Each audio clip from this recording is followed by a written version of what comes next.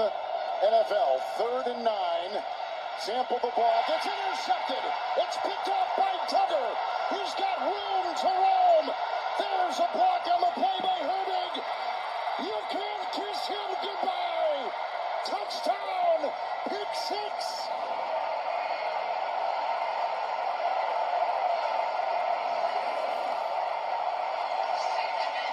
Man, that Kyle Duggar pick 6 proved to be the turning point of that game against the Bengals. And Mason Rudolph filling in for Aaron Rodgers when he got injured going into halftime. He did a pretty good job of sustaining drives when needed, or to get scores when needed at times. That being Mason Rudolph when he filled in for Aaron Rodgers.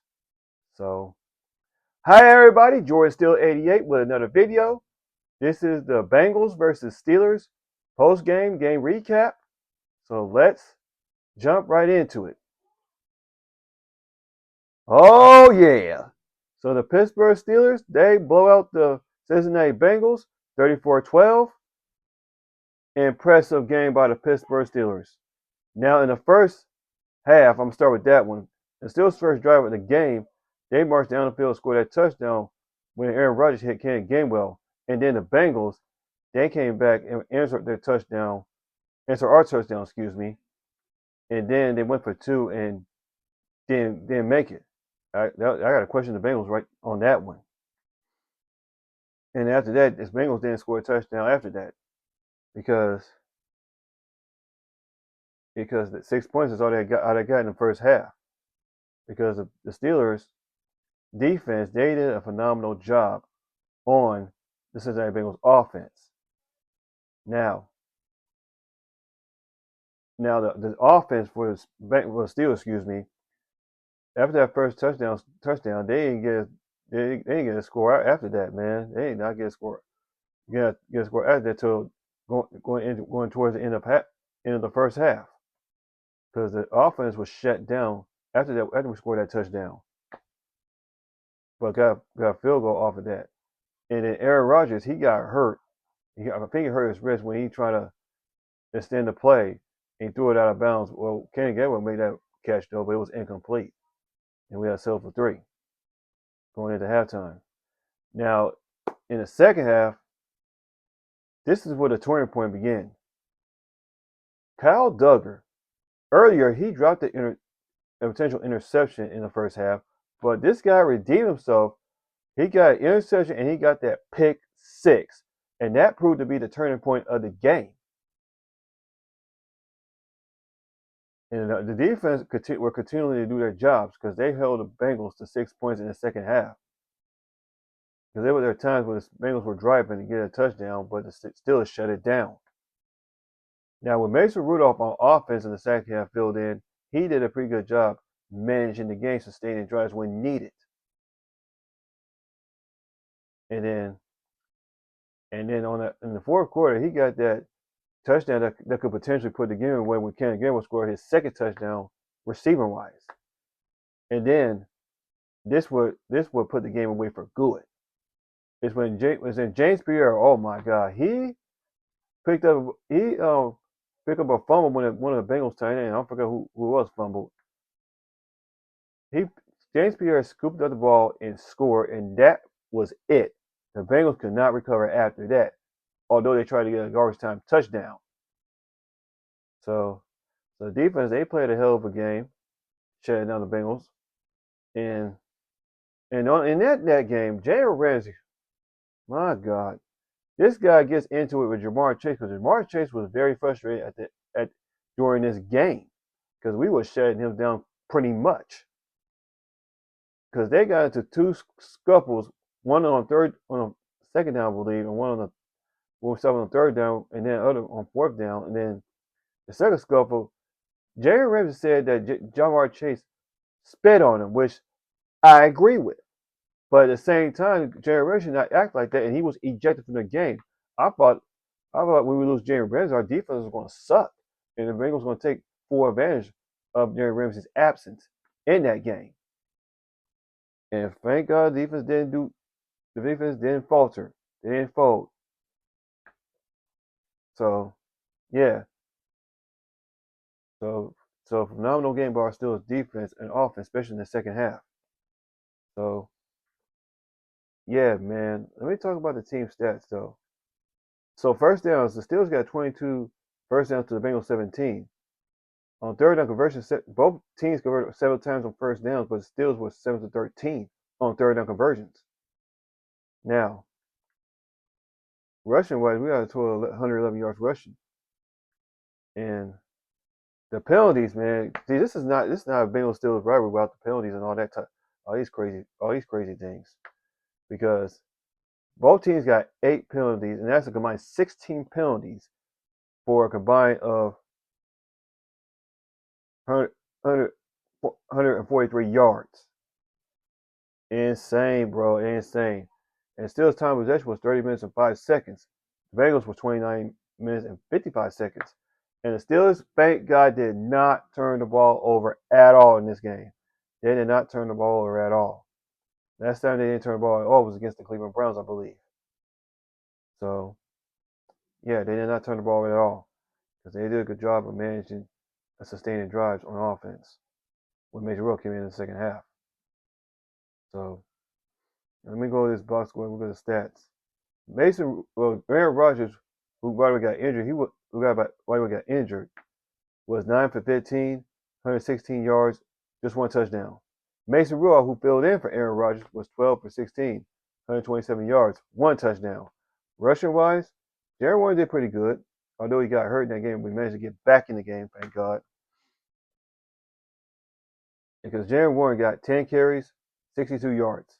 Kenny Gabriel, who, by the way, the offense for this game. He got 9 carries, rushing wise, 9 carries, 24 yards. Caleb Johnson, this guy's getting better just bit by bit. He's taking very small steps to be that complete back, because he had 5 carries, 15 yards. So, and receiver wise, oh my God, I'm getting so pumped up for this. I'll tell you why. Kenneth Gainwell, man, he had 7 catches, 81 yards, 2 touchdowns. So if you combine his rushing yards and receiving yards, that is 106. No. Wait a minute. That is,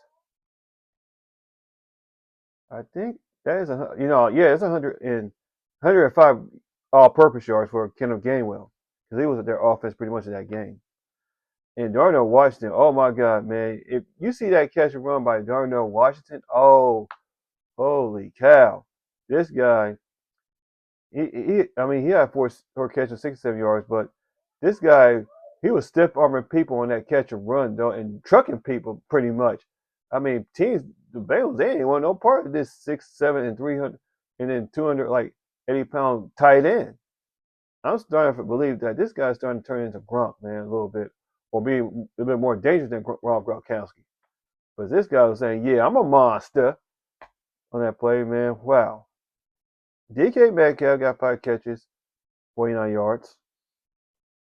Talk about the defense, man. Only got 1 sack. Both teams got 1 sack. And 1 sack was by Nick Herbert, because he was filling in for Alex Highsmith, by the way. I mean, Alex Highsmith just couldn't stay healthy. Darius Slay can't stay healthy. An interception by Kyle Duggar, that was a pick 6. Like I said before, was just a turning point of the game. So, yeah. Because the difference from the Thursday night game and this afternoon's game was the safeties. Putting Jerry Ramsey at free safety, put Kyle Duggar and strong safety. And by the way, Kyle Duggar, man, I know he got that pick 6, that turning point pick 6.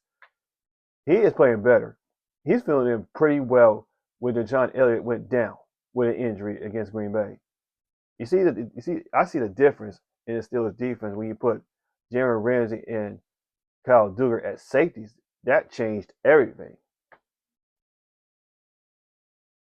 Man. And James Pierre, man, how about James Pierre? He is starting to play better. I mean, we was shitting on this cornerback, man, because he was getting his ass toasted from time to time. I mean, and he's playing better. So, I mean, when Asante Samuel comes back, man, I think you got to put James Pierre at the nickel position, though, because Asante Samuel Jr. is more outside corner if they activate him for the practice squad. So, yeah, man. But James Pierre has been playing pretty well, man. I gotta give it to him, man. I gotta give props what props due, man. And he did a hell of a job shutting Jamar Chase's ass down. And speaking of which, we're gonna talk about the Bengals. Joe Flacco, he went 23 for 40, 199 yards. No, not 300. I'm sorry, I got a little carried away. Joe Flacco went 23 for 40, 199 yards, one touchdown, one interception. No 300 yards. No 300 yards afternoon for Joe Flacco. Chase Brown, man, this is times we just can't stop this jag off. He got 18 yards. I'm sorry, 18 carries, 99 yards. No 100-yard game for him. And the defense did a hell of a job on T. Higgins and Jamar Chase. They were because T. Higgins and Jamar Chase were a combined 6 receptions and 93 yards. And Noah Fed did it pretty good, well too. But T. Higgins, I got one touchdown. That was it. We shut these Jaguars down. T. Higgins and Chase, which is not easy to do. So yeah, man. So man, hell of a job by the Steelers defense, man. Hell of a job. Hell of a job by the Steelers defense, man. So yeah, man. So Steelers game ball goes to before I get the game balls, man. I'm gonna shout out to Dashy Sports. He's a Bengals fan. Hey, good game, dog. Sorry we got whooping on all that type of stuff, but good game, man. Good game. So yeah. So anyways, Steelers game ball goes to everybody. Everybody on that team gets the game ball, especially what they did in the second half. So yeah. So yeah, so shout out to Darnell Washington, shout out to James Pierre, shout out to Cal Duger, man, and shout out to Mason Rudolph. Shout out to Kenny Gainwell too, man. Shout out to Jay Warren. These guys did a hell of a job for the Steelers team, though. So and bouncing back after that ugly loss to Los Angeles on prime time. Los Angeles Chargers, by the way. So yeah, man. Oh yeah, so yeah, man. Yeah, so let me know what you think down in the comment section down below about this game recap that I just talked about. I mean, this is the start of something, man. Because I got a feeling though, because the Steelers though, I mean, when Aaron Rodgers was in there, I mean, at times the offense can move the ball, but they just don't finish. At times, what makes it Rudolph at quarterback, the offense was moving smoothly. I tell you that right now, they were moving smoothly. What makes Rudolph at quarterback? Now, if Rodgers can't go against the Bears this Sunday with the team that he owns, well, we got to go with Mason Rudolph though, because Mason Rudolph did a hell of a job managing the game. Just like last year against I mean, not last year. Season before last, 2023, when we played the Bengals, we put belt to ass against them on Christmas Eve, I believe, on Christmas Day, wherever day it was. That was 2023 when Mason Rudolph was hitting George Pickens. And George Pickens was tearing them up though. And now George Pickens with the Cowboys though. So yeah, so yeah, man. Now I hope we see Marquez Valdez-Scantling though if Rodgers is playing this Sunday. I think Marquez Valdez-Scantling could spark the Steelers' offense a little bit more and take so that way. That way the secondary doesn't concentrate much on DK Metcalf. So yeah, and I hope to see Asante Samuel Jr. against the Bears and throughout the rest of the season. Hope he's up to speed though. Hope MVS is up to speed too. We need these two in there. That could change the Steelers team completely, in my opinion. So yeah, man. So shout out to all the Steelers video creators, man. Y'all doing y'all thing, man. Shout out to y'all, man. Shout out to y'all. So yeah. So with that being said, okay. So I guess I'm sorry. So let's get ready for the Bears, man. Let's get ready for this Bears though, because we have not won in Chicago since 1995, and that was 31 years ago. Excuse me. And then I hope we can exercise our demons against the Bears, a place we not won in a while. So hope we can exercise the demons against the Bears. But anyway, this is one hell of a win by the Pittsburgh Steelers. So as they improved to 6-4, and I just saw the Ravens got to hold on to a victory against the Browns, and it was still a game up against Baltimore. So the AFC North title could come down to us and the Ravens, almost undoubtedly. So, but yeah, man, with 10 games in, we got 7 left. We gotta make our own games count. We must do that if we want to stay on top of this AFC North standings. So, yeah. So with that being said, this is Jordan Steele 88. I'll see y'all guys in my next video. And as always, here we go, Steelers. Here we go. Yeah, man.